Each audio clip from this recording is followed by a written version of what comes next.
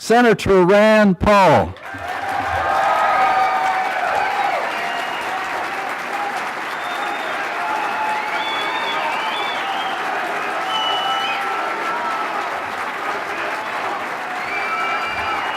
Thank you. Thank you.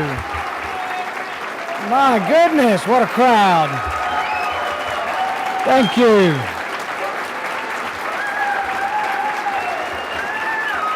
Thank you. Thank you.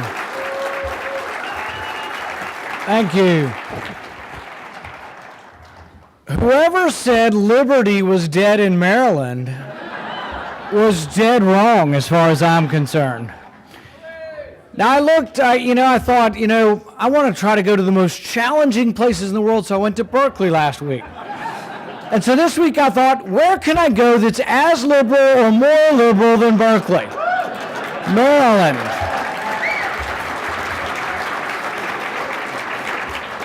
But what we have tonight may not be the liberal Maryland, may be the remnant that's left that's going to save Maryland from herself.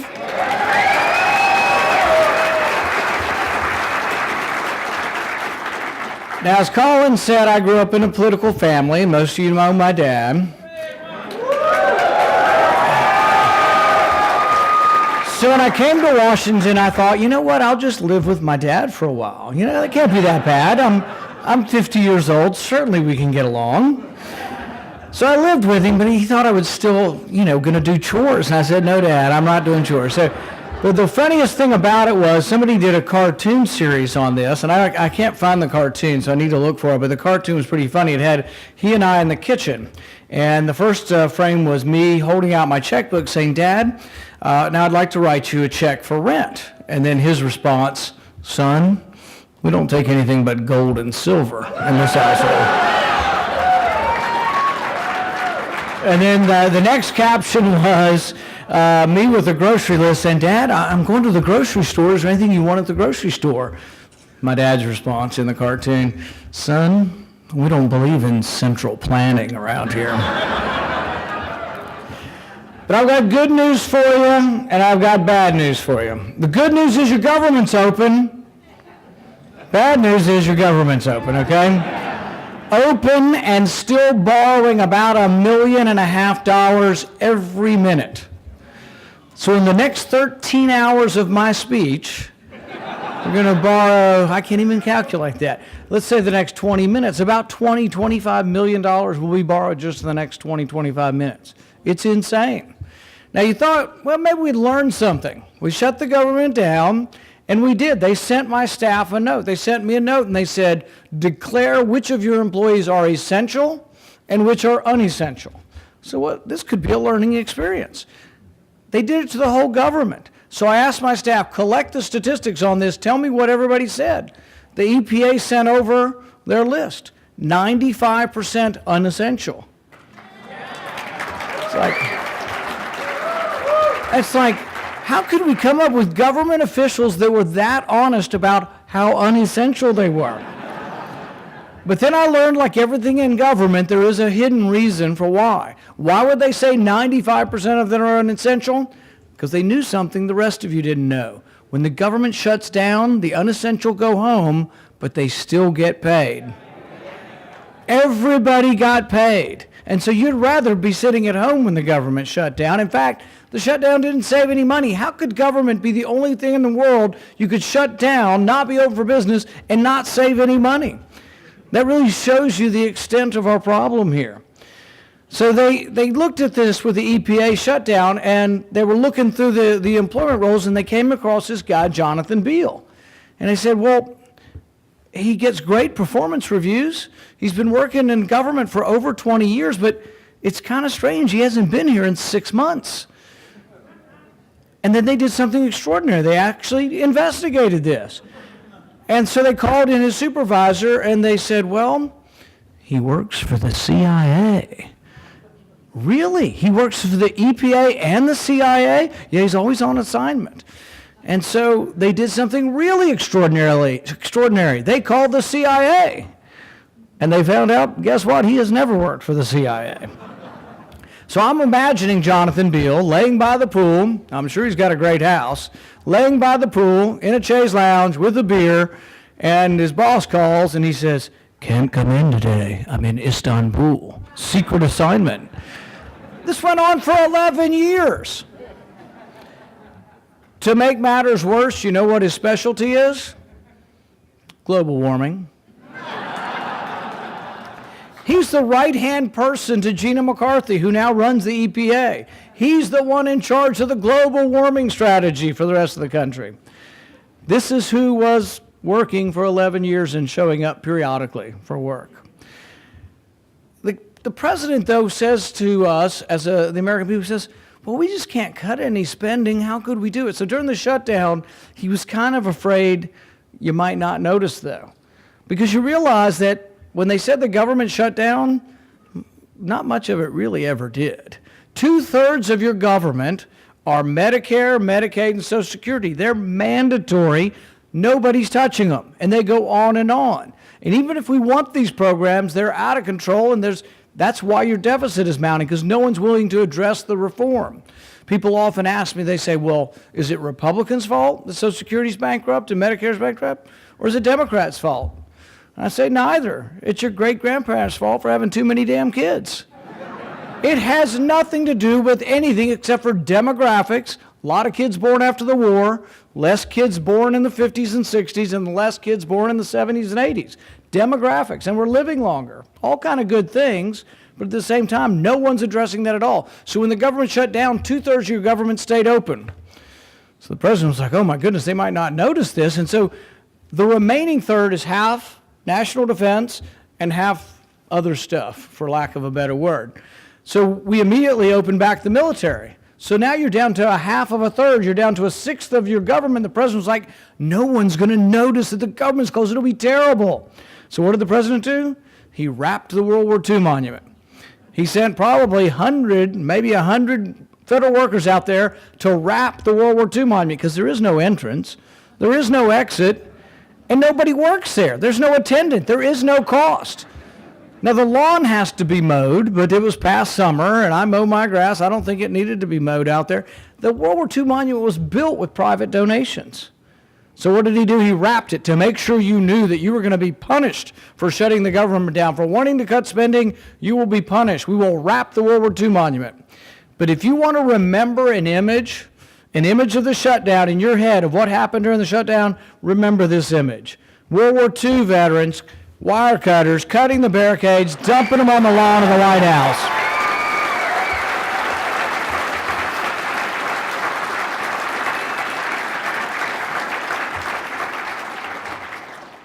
Now the president says, but where would we cut? How could we cut? We've cut to the bone. We could never cut anymore. During the sequester, he said, if you insist on these draconian cuts, we'll have to lay off the air traffic controllers. The planes will crash. The planes will fly into each other. Like, really? 2 million people work for the government, and the first people you're going to fire are the air traffic controllers? Who put you in charge of this place? So that didn't fly very well. So you know what he came up with next? Oh, well, your meat's going to be rancid. We're going to fire the meat inspectors. Really? Nobody else but the air traffic controllers and the meat inspectors? You can't think of anybody? How about Jonathan Beale? Works over at the EPA. How about Lois Lerner? Maybe we could do without Lois Lerner.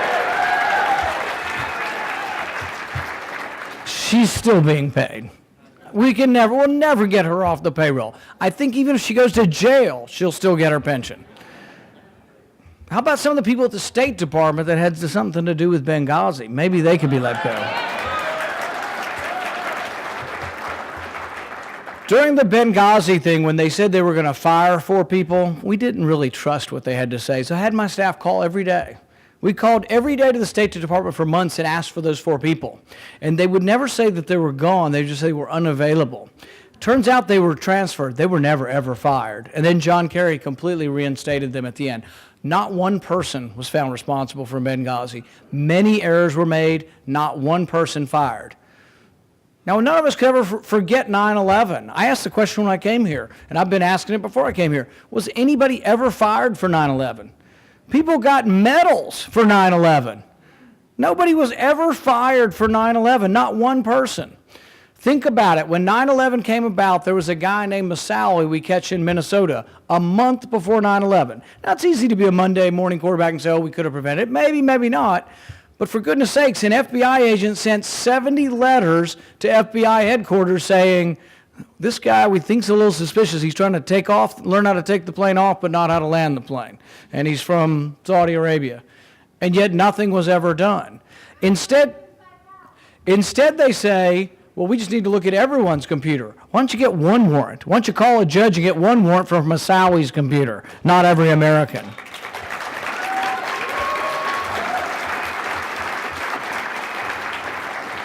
There was a cartoon this week that we posted on Facebook that I liked. It was Congress and the president, and it had all these antennas pointing towards the people from the NSA. And the response from Congress was, no problem. And then there were more antennas pointed towards the people from the NSA, and the response from Congress was, okie dokie. And then there was one antenna, hundreds towards the people, and one antenna towards Congress, the CIA spying on Congress. And then all of a sudden, no way, there's a problem here. We got to do something about this. I'm hoping that's what comes out of this. We found out about 2 weeks ago that the CIA was looking at the computers of the Senate, who's supposed to be overseeing the CIA. There was a report that the CIA gave to them, and now they're accusing Congress of secretly and illegally looking at a report. Well, shouldn't we be looking at the report, saying what was wrong?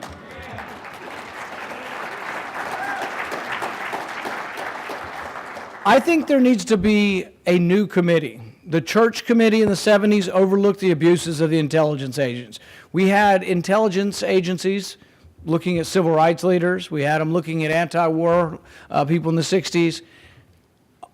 Of all people, don't you think this president ought to be conscious of the fact of some of the mistakes we made in the past and be more conscious of spying on American citizens without a warrant?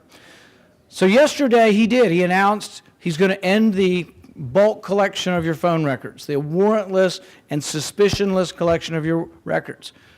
But look at the details closer, because this has happened before. He says, and what the article said is, he's looking for Congress now to act on this.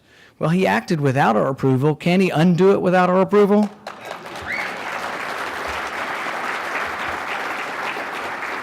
They're also saying he's going to ask for 90 days more of approval for the NSA program. He also said, when I went to court 2 months ago to sue the NSA and to sue the president,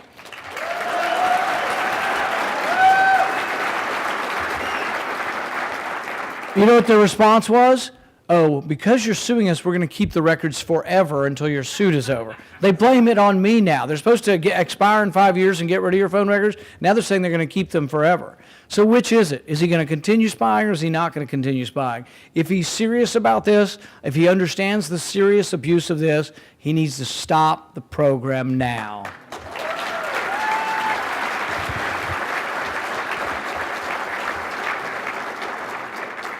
Now, some have said, what's your beef? What are you complaining about? These are just boring old business records. Well, let me tell you what they can find from your boring old business records. This could be your credit card statement. The federal government believes that any record that you give to a third party, phone company, text messages, emails, credit cards, they say they'll put privacy controls in place, but they're only doing that because they're just trying to be nice. They don't think they have to. So you're supposed to say, thank you very much, thank you for protecting my privacy. They say, and they will conclude every statement, if you press them on this, that the Fourth Amendment does not protect your records once someone else has them. This is why we went to court. Not because I dislike the president because he's a Democrat. I would have done this if the president were a Republican.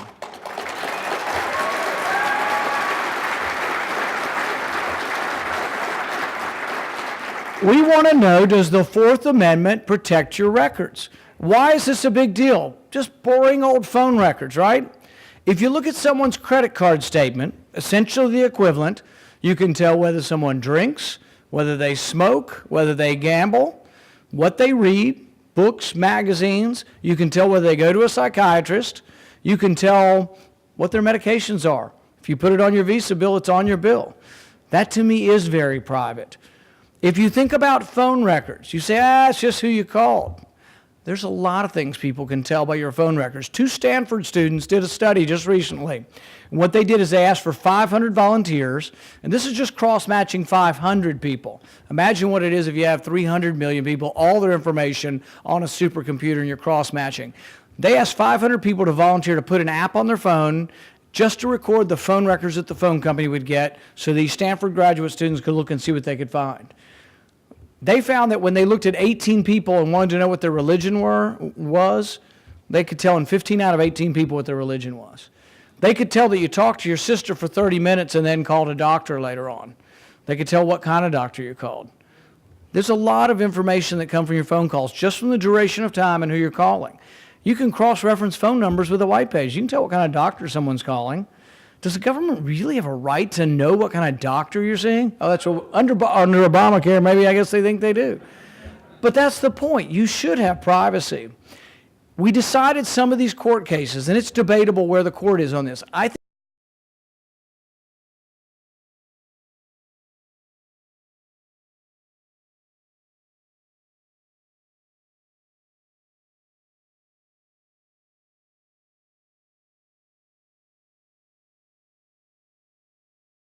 tapping your phones. But if they were here, they would say they're not listening to your phone calls or reading your emails. Some of that's probably true. However, as the rule currently stands, your email after 6 months, even for the content, requires no warrant. No warrant, no subpoena, nothing to look at your email after 6 months. And they say, well, just trust us. Here's the problem with trusting them. They came to the Senate and lied to us. James Clapper came before the committee. Ron Wyden, who's a good Democrat who does try to protect civil liberties and is good on these issues, called him in advance and said, you're coming to committee tomorrow, I'm going to ask you this question. Are you collecting records on millions of Americans? Basically the NSA program that was revealed. He told him in advance what the question is. James Clapper came and said, no, we're not wittingly. But they are. They're collecting millions of your records. Many conservatives get the Bill of Rights when it comes to the Second Amendment. But what I tell people who aren't quite maybe where all of us are on privacy, that if you believe in the Second Amendment, you can't have the Second Amendment unless you have the Fourth Amendment.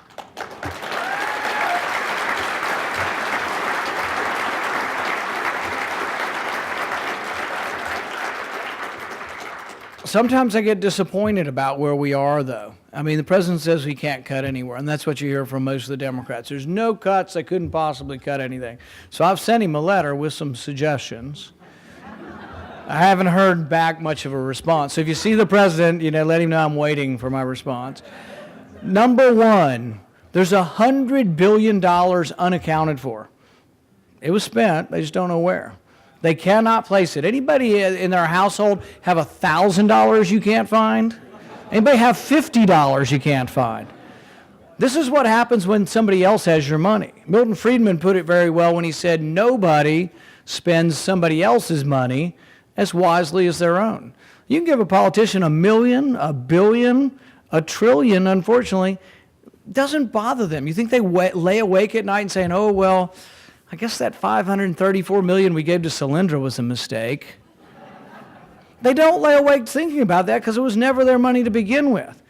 If you have $1,000 or $50,000 or $100,000 you borrowed for your business and you're slaving away 18 hours a day to try to make your business, you feel it in your gut. If you're trying to make your home payment, you feel it in your gut and you make wiser decisions. Government doesn't get those same signals. I tell people it's not that government is inherently stupid, although it's a debatable point. It's that they don't get the same signals. Some of it we could try to fix, and I've introduced one bill that I think would help. It won't fix all our problems, but I think we should give bonuses. Maybe I could get some votes in Maryland on this. We should give bonuses to government workers based on finding savings. So if you have a $12 million budget, let's say you work for a department and you have $12 million budget. There's $1 million left and you're getting ready to expire at the end of the fiscal year. What do? Las Vegas. Convention in Las Vegas. It's easy to blow $1 million in Vegas. I promise you, they do it. Remember that the couple in the tub drinking champagne that were government workers? It's easy to blow $1 million. But why don't we give them the opposite incentive? Incentives work for everybody else. Sell more houses in your real estate, you make more money. Sell more of anything, you make more money. If you save money, give them a bonus. I'd much rather that than spend it. So maybe when you have $1 million left, you might get a $10,000 bonus as a government employee. I'd do it because I think then you put in the proper incentives for government employees.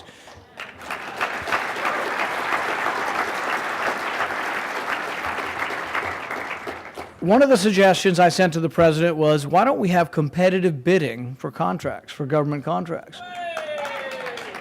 And you scratch your head and you think, well, for goodness sake, surely they have competitive bidding. Well, kind of do and they don't. They go with the lowest bid as long as it has prevailing wage in it. So I live in Bowling Green, Kentucky, a small town in Kentucky. We've got to pay Chicago union wages for federal projects. So it means that if we're building a school or a road or anything like that, we pay 30% more for everything. Why not just go to the lowest bid? I mean, that's how you get cheaper products at Target and Walmart and everything else, is because the things aren't overinflated with prices or labor. You get whatever the market bears, and you can get more for your money. But not one Democrat and the president will listen to any of that. It's just completely beyond them, and you will have to get new people before anything changes. But even the big items, like one other suggestion I suggest to him, I said, look, why don't we not rehire federal workers who retire? That saves $6 billion a year. You remember in the debates with Romney, he was like, oh, there'll be no sequester. I can assure you there'll be no sequester. And then a couple months later, there was a sequester. And realize the sequester really wasn't to cut spending. The sequester was to cut the rate of growth of spending. That's all we're ever talking about in Washington. Nobody's cutting any spending. Nothing ever is less than the previous year. When someone says they're cutting $4 trillion over 10 years, you ask them, does that mean from a baseline of zero? No, it means that we were going to borrow $10 trillion, now we're only going to borrow $6 trillion. So we've saved you $4 trillion. Really? So realize what you're getting from people. But with the sequester, you may have seen the chart on TV. This is spending without the sequester. This is spending with the sequester. Still going up. You almost can't see a white space between the two lines. But in the end, this is what disappoints me. Republicans and Democrats got together and got rid of the sequester. It was the first thing we'd done that was a step in the right direction. In fact, to illustrate how inadequate it was, when it passed, it was attached to the debt ceiling in 2011, S&P downgraded our debt. Why did they downgrade our debt? They were explicit about it. They said you didn't cut enough. You cut the rate of growth of spending a little, but not enough. We're downgrading your debt. And so then we fast forward, and everybody's saying, can't you guys just hold hands and sing Kumbaya, get along? Well, that's what happened. So you have the Ryan Murray budget that's passed, gets rid of the sequester, and we increase spending by $63 billion over the next 2 years. People who said, well, you know what? We have to have a blank check for the military. The hawkish people in our party who say no restraint, no matter what, we're going to spend whatever, they wanted to get rid of the sequester. The liberals who wanted to do it for welfare said get rid of the sequester, and we got rid of it. So no more sequester. Now they say, oh, in year 10, it'll save some money. It's a fiction. We never get to year 10. The sequester was a 10-year plan too. It lasted 2 years. I tell people, when people tell you about 10-year plans, they're not serious. If they're not talking about cutting in the first or the second year, they're not serious. It's subterfuge, and you should reject it.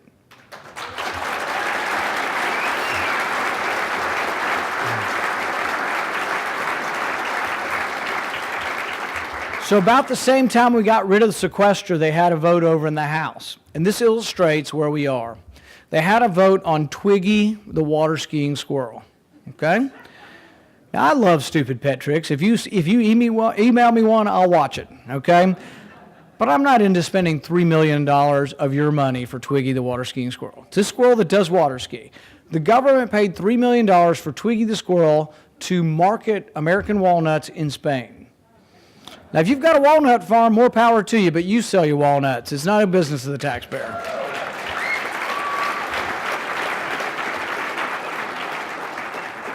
But we had a vote. And this happens sometimes. You get a vote so specific, you're like, who could oppose this? We had a vote to cut $3 million. $3 million for Twiggy the squirrel. We're going to eliminate this program. The vote in the House was 320 to keep the squirrel, 90 to get rid of her. The majority of Republicans voted to keep Twiggy the squirrel. So here's my point. And here's what they would say. They say, oh, you can't balance the budget by cutting $3 million. I say, it's a start.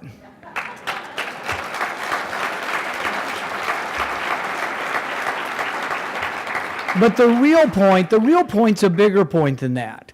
Here's the real point. If you can't cut Twiggy the squirrel, how are you ever going to reform Social Security, reform Medicare, reform Medicaid? 2/3 of our budget problem is in the mandatory spending. Social Security is $6 trillion in the hole. Medicare, before we added Obamacare, was $35 to $40 trillion short. And you can't cut Twiggy the squirrel. This is why it is important. I know many of you are participating in politics and want to make, the Republican Party strong again, allow us to win in Maryland again. We have to really get involved. We have to decide that it's our country. We want to take our country back. But I think to take it back,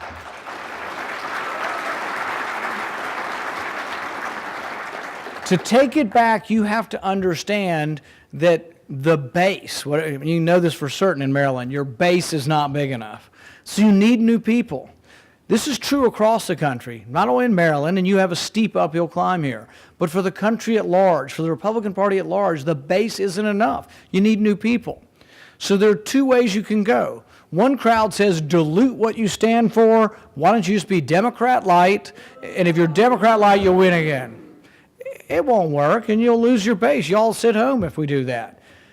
The other way is to acknowledge that different people are motivated by different issues. You don't give up on what you believe in, but when I'm at Berkeley, I don't go there and say, balanced budget amendment. How many people are for the balanced budget amendment and cutting taxes? But I don't shy away with it. I will answer that question, but I take a message that is more popular with young people. But I'll give the same message whether it's at Liberty College or whether it's at Berkeley. The message is that young people, it's not that they're opposed to lowering taxes or balanced budgets. They just don't care. They don't have any money. They don't have a business. You say, I'm going to lessen regulations, and people are like, I'm a college student. I just want a job. I've got $100,000 in loans. I want a job. But they don't necessarily care about balancing the budget. It just is lost on them. But every young person's got a cell phone. I know, because to call mine in my own house, my own kids, I've got to text message them to find them. But they realize that their life revolves through that. Their information comes off their phone. Their communication comes off the phone. And they do believe in privacy. And it's an issue that unites right and left. The youth vote went 3-1 for President Obama. But I don't think they're so wedded to party that they wouldn't vote for us if we became the party of privacy, if we became the party of the Fourth Amendment, if we became the party of balanced budgets.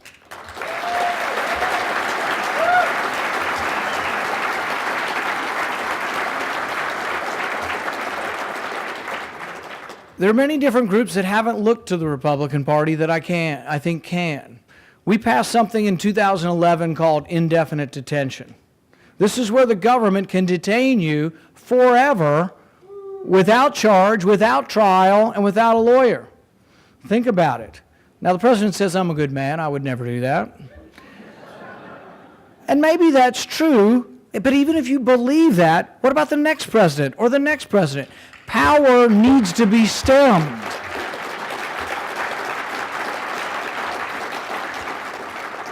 I asked another senator, who will not be named, I asked him on the Senate floor, does this mean you could take an American citizen and send them to Guantanamo Bay without a lawyer, without a trial, forever? And he said, yeah, if they're dangerous. I said, it sort of begs the question, doesn't it? Who's dangerous and who's not? Who gets to decide? Think about it, though. Think about the times when you get the wrong person. Think about why a trial is important. Think about Richard Jewell. Remember him? Everybody said he was the Olympic bomber. He was convicted on TV within minutes. They said he did it. If he'd have been a black man in the South in 1920, he might not have lived the day. So I think the message that we're the party that will defend your freedom, your right to a trial, to criminal justice, as opposed to what we're getting now, I think all of a sudden if you were part of a group that at one point in time your government didn't treat you fairly or may still not treat you fairly, whether you're African American, whether you're Jewish American, whether you're Japanese American and can remember your grandparents being interned in California, If you're one of those groups, you should be open to our message of liberty, because our message is one that you are, it's not this, some of these people say, well, if you have nothing to hide, you have nothing to fear. Well, it's like, that's a far cry from innocent until proven guilty, isn't it?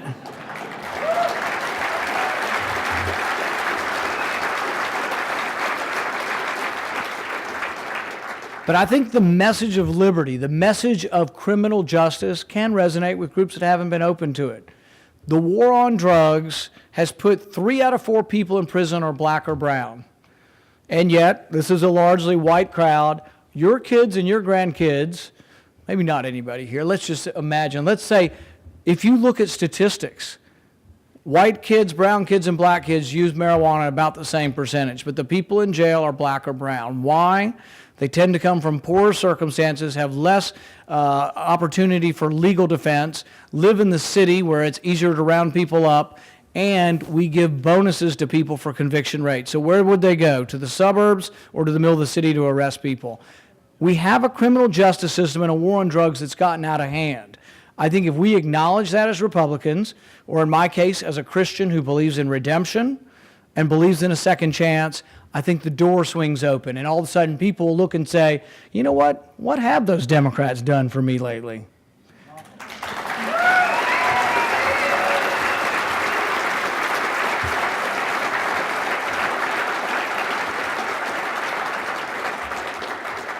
And finally, I would say that the message has to be one of hope and optimism. It has to be a message that isn't all austerity. It needs to be about the warm embrace of prosperity, about how our policies will create more jobs, more opportunity.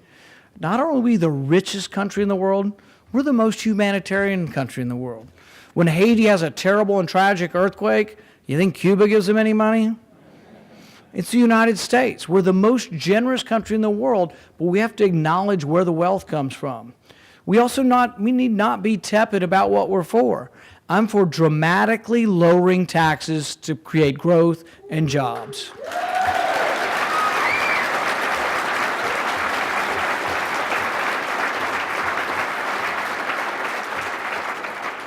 If you go 45 miles from here over to the nation's capital, what passes for bold, even in my party, is, we're for a revenue-neutral tax reform.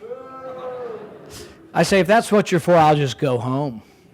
I have no desire to be here. I'll still be in front of my TV yelling at the TV at home, but I have no desire to come to Washington to be for revenue-neutral tax reform. That means no benefit, no net benefit to the economy. Just means Mr. Smith pays more and Mr. Jones pays less. You're just shifting the burden around. If you want to create jobs, leave more money in the economy.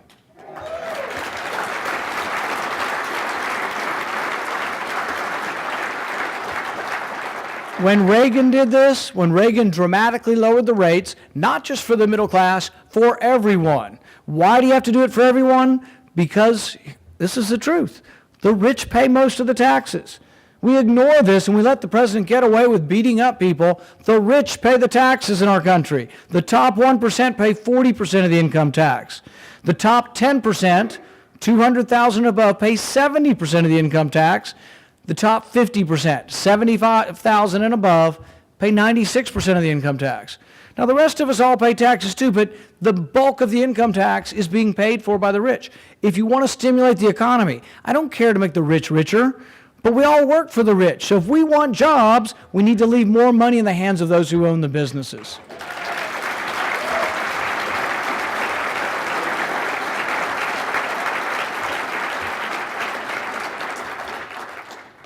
If we want to win again, if we want to be a bigger party, we have to go to new people, but we have to go with a message of hope and optimism.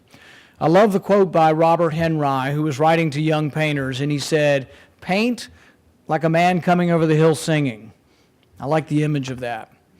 If we can proclaim our message, if we can proclaim our message with the passion of Patrick Henry, but also with the optimism of a man coming over the hill singing, then we'll be the dominant party again. Thank you very much.